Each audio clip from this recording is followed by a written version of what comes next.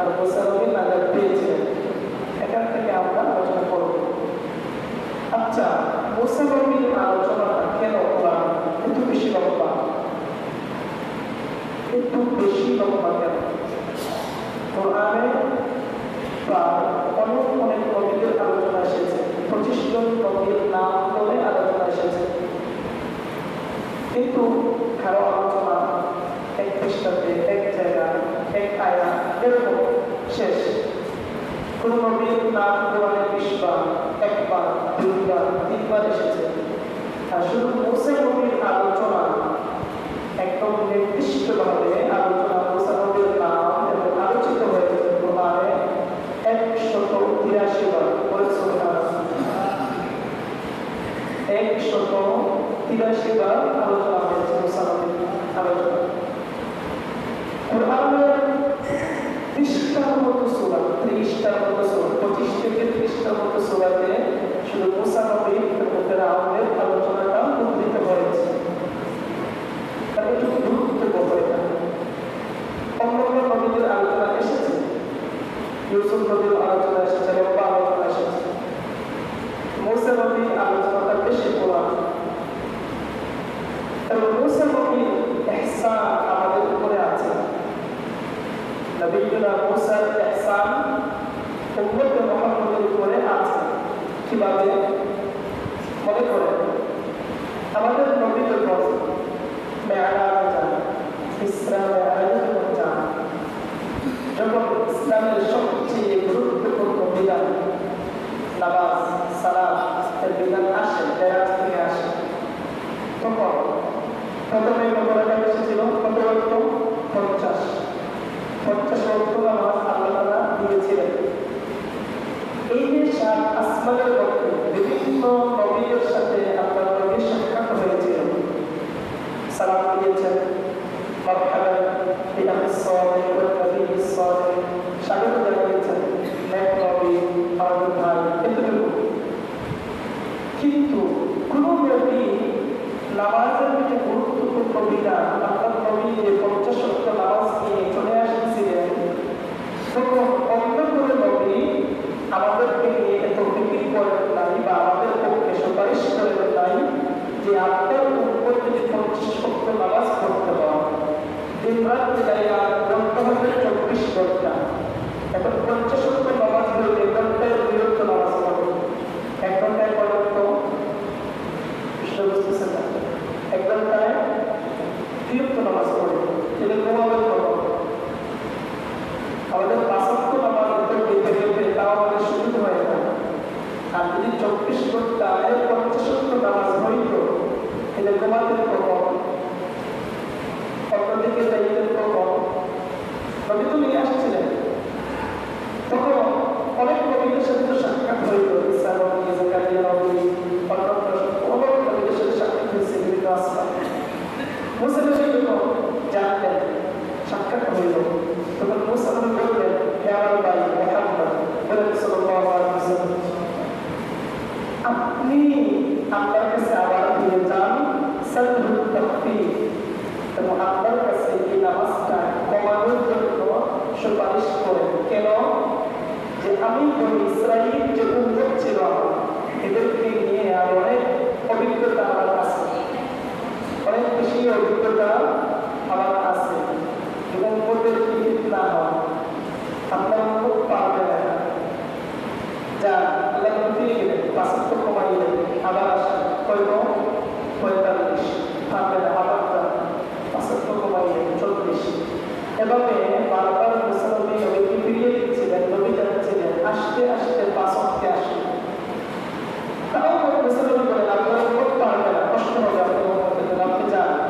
আমাদের নবী বলেন যে আমি তো যেতাম, কিন্তু আমি এতবার আল্লাহর কাছে যাচ্ছি আসতেছি, এখন আবার 5 ওয়াক্ত আমাকে জানাতেছি। বলেন সুবহানাল্লাহ। মুসা নবী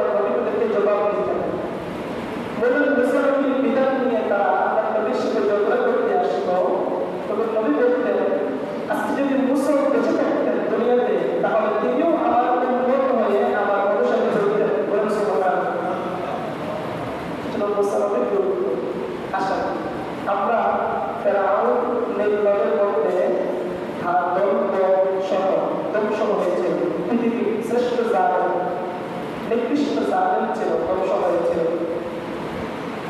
মাজলুম মুসা নবী এবং তার উম্মত যারা বনী ইসরাঈল ছিল তারা মুক্তিপ্রাপ্ত হয়েছিল। মুক্তিপ্রাপ্তি হওয়ার পরে আল্লাহ তাআলা কোরআনে বিভিন্ন জায়গায় এটা আলোচনা করেন। তারা যে নদী পার হয়ে আসলো, খাবার দাবারের প্রয়োজন আছে না নাই? এত বড় একটা মনে করেন কয়েক করে তারা আসছে, এমনিতেই মানুষ ভয় পাই স্পষ্ট হয়ে যায়। এত বড় বিপদ থেকে উদ্ধার হয়ে আসলো, তাদের খাবারের প্রয়োজন আছে। 16 নম্বর পাড়া 16 নম্বর পৃষ্ঠায় আল্লাহ তাআলা বলেন, ইয়া বনী ইসরাঈল, মুসা নবীর উম্মত যারা ছিল বনী ইসরাঈল, তাদেরকে বলেন, قد نجيناكم من عدوكم, হে বনী ইসরাঈল, তোমাদেরকে তো আমি মুক্তি দিয়েছি মিন আদুইকুম, তোমাদের শত্রু ফেরাউন থেকে মুক্ত দিয়েছি।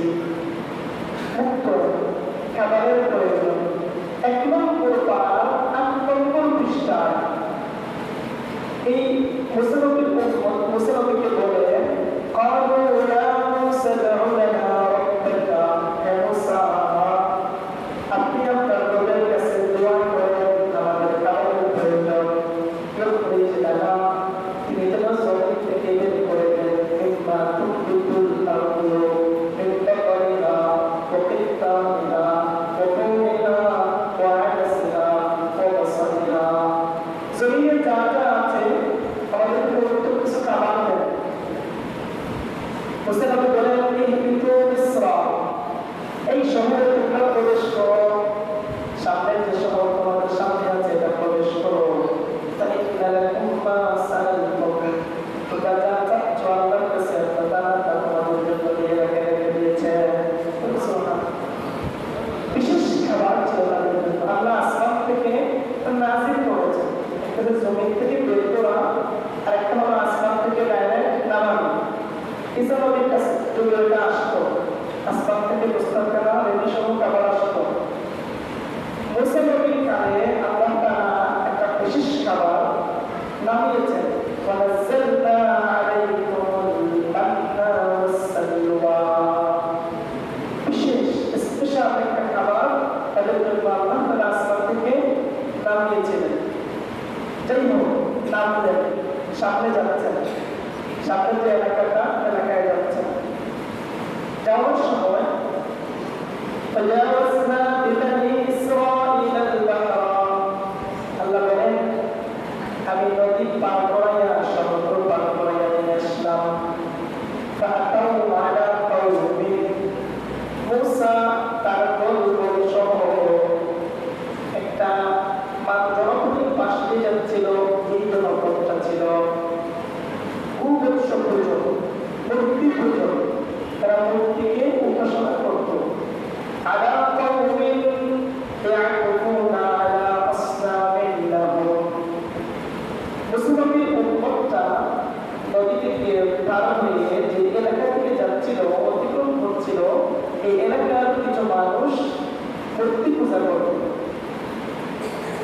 মূর্তি পূজা করার পরে মুসা নবীর যে বনী ইসরাঈল উম্মত, এদের ভিতরে কিছু মানুষ বলল, ইয়া মুসা, হে মুসা, ইজআল লানা ইলাহান কামা লাহুম আলিহা, এই এলাকার যেরকম জনপদের বিভিন্ন মাবুদ উপাস্য দেখা যাচ্ছে, আমাদের জন্য একজন উপাস্য বানাইয়া দাও, যাতে করে আমরা দেখে দেখে তাদের মতো উপাসনা করতে পারি। শিরিক না, মূর্তি চাচ্ছে। মুসা নবী তখন বলেন, ইন্নাকুম কওমুন তাজহালুন, তোমরা ভুল করো, কিছু বুঝো না। ইন্না হাউলাই মুতাব্বারুন মা হুম ফীহি ওয়া বাতিলুন মা কানু ইয়ামালুন, এই যে এলাকার মানুষ মূর্তি পূজা করতেছে, এরা সঠিক পথে আছে, সঠিক পথে না, এবং তাদের কাজগুলো আল্লাহর কাছে গ্রহণযোগ্য না। মুসা নবী তখন তার উম্মতকে লক্ষ্য করে বলেন, হে আমার উম্মতেরা,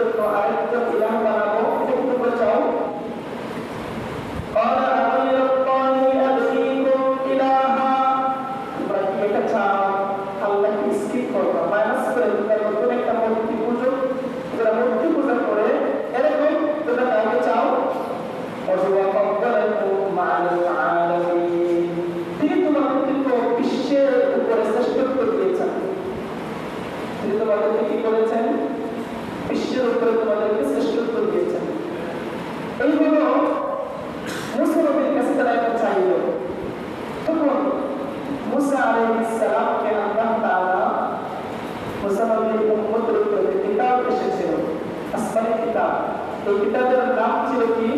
তাওরাত। কি নাম ছিল? তাওরাত নাম ছিল।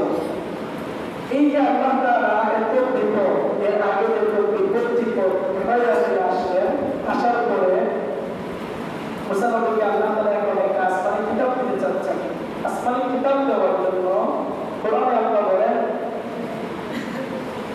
ওয়া'আদনা মুসা সালাসিনা লাইলা, মুসার সাথে আল্লাহ তাআলা প্রতিশ্রুতি দিলেন। কিসের প্রতিশ্রুতি? সালাসিনা লাইলা, 30 রাত্রি ইতিকাফ করতে হবে। মুসা নবীকে আল্লাহ তাআলা বললেন তুমি 30 রাত্রি ইতিকাফ করার জন্য তুর পাহাড়ে আসো। বলেন সুবহানাল্লাহ। সবাই বলেন সুবহানাল্লাহ। তুর পাহাড়ের তো গল্প আমি বলেছিলাম, মিশরের সিনা অঞ্চলের তুর পাহাড়।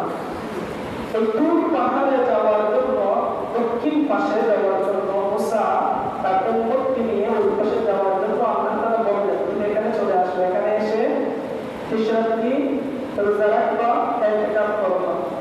এই ইতিকাফ কি শুধু এইখানে না, আগেও ছিল, রোজা আগেও ছিল। আল্লাহ রাব্বুল আলামিন মুসাকে বললেন ওয়া'আদনা মুসা সালাসিনা লাইলা ওয়া আতমামনাহা বি'আশরিন, 30 রাত্রি ইতিকাফ করার জন্য তুর পাহাড়ে চলে আসে। কিছু পরে আবার বলেন আরো 10 বাড়াইয়া দাও, 40। কত? 40 রাত্রি ইতিকাফ করতে হবে। 40 রাত্রি ইতিকাফ করতে হবে এবং রোজা রাখতে হবে। তুর পাহাড়। প্রশ্ন হইল আল্লাহ তাআলা প্রথমে বললেন 30, পরে আবার বলেন 40। এটা বিভিন্ন ব্যাখ্যা মুফাসসিরিনে কেরাম বলেন ক্রমধারা শিখানোর জন্য, অথবা যদি কোনো মানুষকে কোনো দায়িত্ব দেওয়া হয়, তাকে একটা নির্দিষ্ট সময় বেঁধে দেওয়া হয়, নির্দিষ্ট সময়ের ভিতরে এই কাজটি শেষ করতে না পারে, যদি প্রয়োজন মনে করেন যে তাকে একটু সময় বাড়িয়ে দেওয়া হবে, এই সময়টা বাড়িয়ে দেওয়াও তার সুন্নাহ। আল্লাহ তাআলা কিসের উপরে 10 বাড়াইয়া দিলেন? 40 যে সংখ্যাটা, এই সংখ্যার ভিতরে বিশেষ তাৎপর্য নিহিত। 40 সংখ্যার ভিতরে বিশেষ গুরুত্ব বহন করে। একটা হাদিসে আল্লাহ নবী বলেন কোন মানুষ যদি 40 দিন 5 ওয়াক্ত নামাজ জামাতের সাথে পড়তে পারে, জামাত মিস না হয়, আল্লাহ তাআলা তার অন্তর থেকে মুনাফিকদের লিস্ট থেকে তার নামকে কেটে দেন। বলেন সুবহানাল্লাহ। 40-এর ক্ষেত্রে গুরুত্ব।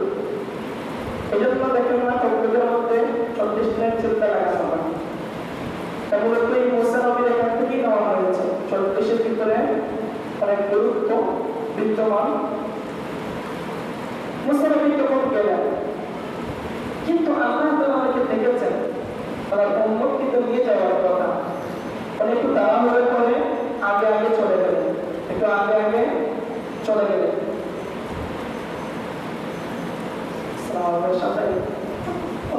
সাথে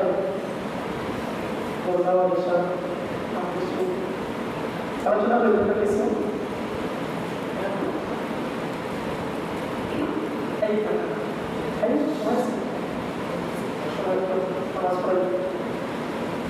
Abdullah Farooq Purnama Salman Bishop the University Saudi Arabia তারা আগে এই বলে আলোচনা করলাম আমার প্রেজেন্টেশন।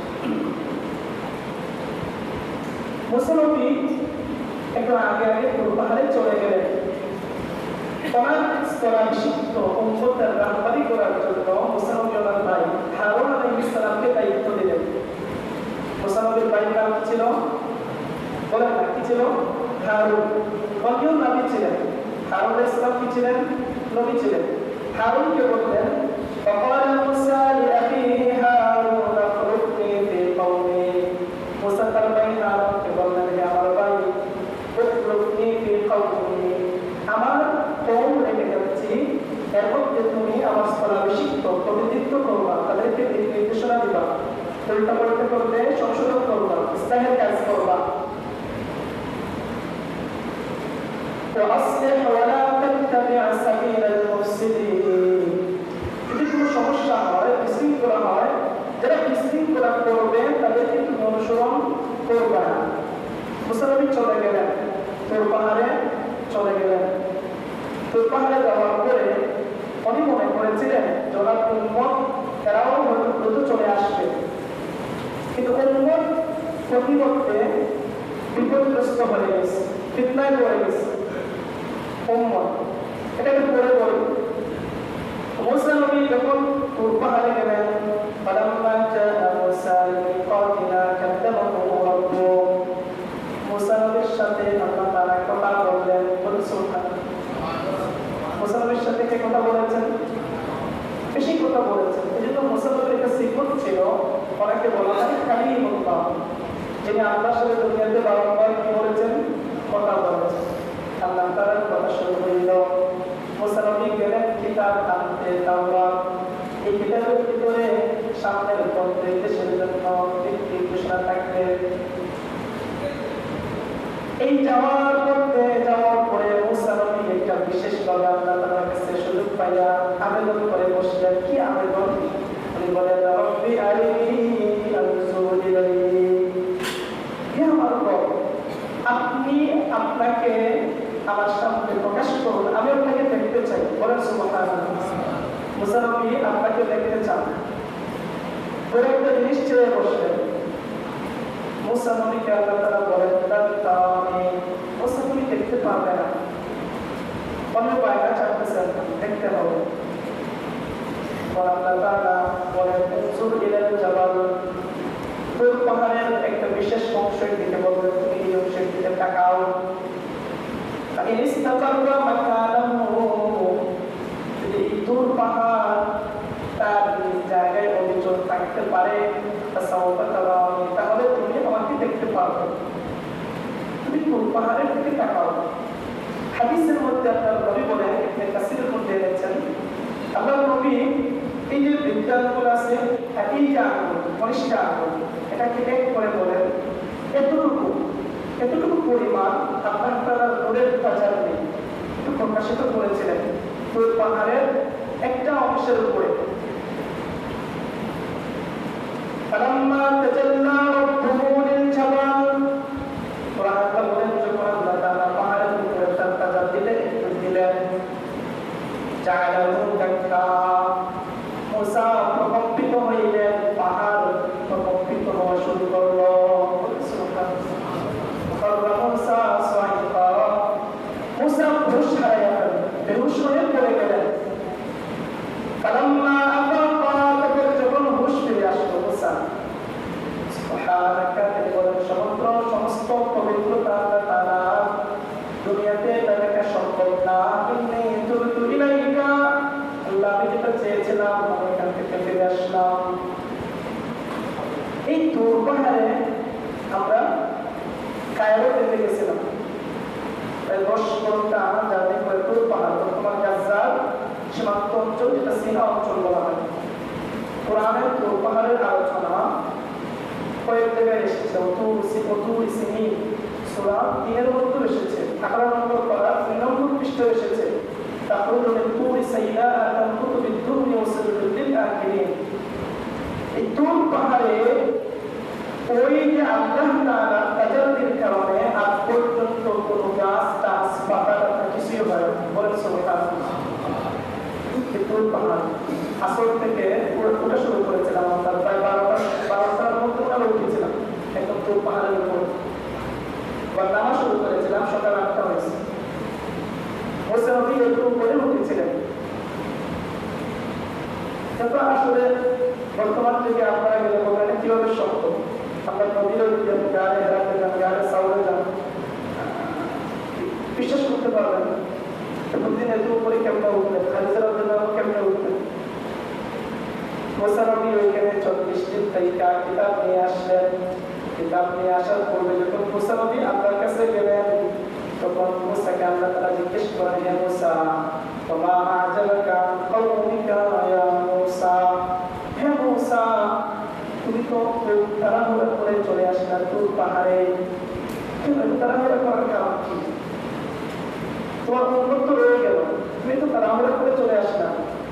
তো মুসা বলতেছেন আজলতু ইলাইকা রাব্বি লিতারদা, আল্লাহ আমি আপনার কাছে দ্রুত চলে আসছি কেন? কারণ হইল যাতে করে আপনি সন্তুষ্ট হয়ে যান। আপনি দেখেছেন আমি এখানে কাল বিলম্ব না করে দ্রুত চলে এসেছি। মুসাকে তখন আল্লাহ জানান ইন্না ক্বাদ ফাতানা কওমাকা মিন বা'দিকা, তোমার উম্মত তো বিপদগ্রস্ত হয়ে গেছে, তোমার উম্মত বিপদে চলে গেছে। আবুল্লাহু সামিরি, সামিরি নামক একটা লোক ছিল, কেউ কেউ বলেন সে ফেরাউনের বংশের লোক ছিল, কৃতি লোক ছিল। কেউ কেউ বলেন সে বিশেষভাবে লালিত পালিত হয়েছিল, তার মা বাপ তাকে রেখে চলে গিয়েছিলেন একটা কূপের মধ্যে। জিবরিল আলাইহিস সালাম এসে তাকে খাবার দিয়ে যেতেন। সেখান থেকে অথবা মুসার কাছে জিবরিল আসতেন, তো আসার পরে জিবরিল আলাইহিস সালাম একটা বিশেষ ঘোড়ার মাধ্যমে আসতেন। ঘোড়া যে জায়গায় পাড়া দিত, মরুভূমিতে যখন আসতো যাইত, ঘোড়ার যেই জায়গায় পাড়াটা পড়তো এই জায়গায় সজীব হয়ে যেত মরুভূমি, গাছ উঠতো, ঘাস উঠতো। এটা ছিল জিবরিল আলাইহিস সালামের ঘোড়ার একটা বিশেষত্ব। শয়তান তাকে ধোঁকা দিল, ওয়াসওয়াসা দিল, সে এই জিবরিলের যে ঘোড়া ছিল এই ঘোড়ার পা যেখানে পড়েছে এগুলো কিছু মাটি রেখেছিল তার কাছে। ওইখানে যে মুসা নবী যখন চলে গেছিলেন তখন উম্মত মুসা নবীর কাছে আবদার করেছিল যে এই রকম নবীদের যেরকম তাদের মাবুদ মূর্তি আছে, আমাদের এরকম একটু মাবুদ বানাইয়া দাও, আমরা দেখে দেখে আমল করলে একটু বেশি স্বাদ পাবো। মুসা নবী চলে গেলেন, হারুন আলাইহিস সালাম দায়িত্ব পালন করতেছেন, আর এখানে সামিরি এই সুযোগটা পাইল। এটা ইনশাআল্লাহ সামনের শুক্রবারে আলোচনা করবো ইনশাআল্লাহ মুসা নবী কেমনে যান। এই শাওয়াল মাসের একটা বিশেষ আমল হইল শাওয়াল মাসে 6টা রোজা রাখা। হাদিসে আল্লাহর নবী বলেন মান সামা সিত্তা বা'দা রমাদান, মান সামা রমাদান ফাআত্তাহু বিসিত্তিন মিন শাওয়াল, যে রমজানটা পুরো রোজা রাখলো এরপরে শাওয়াল মাসের 6টা রোজা রমজানের পরে রাখলো, সে যেন ফাকান সামা আদ-দাহরা কুল্লাহা, একটা জোর ফুল বছর জন্য সে রোজা রাখলো। বলেন সুবহানাল্লাহ। এই নম্বর রোজাটা অনেক ফায়দা করে, অনেক সওয়াব। শাওয়াল মাসে একসাথে রাখা জরুরি না, আলাদা করে রাখতে পারবেন। এবং মুহাদ্দিসিনে কেরাম বলেন রমজান মাসে যদি রোজার কোনো কমতি হয়ে থাকে শাওয়ালের এই রোজাগুলো আপনার ব্যাকআপ দেবে। সবাই চেষ্টা করবেন তো ইনশাআল্লাহ। করুন না সবাই ইনশাআল্লাহ। সবাই বলুন সুবহানাল্লাহ। আল্লাহুম্মা ওয়া বিহামদিকা আশহাদু আন লা ইলাহা ইল্লা আনতা আস্তাগফিরুকা ওয়া আতুবু ইলাইক।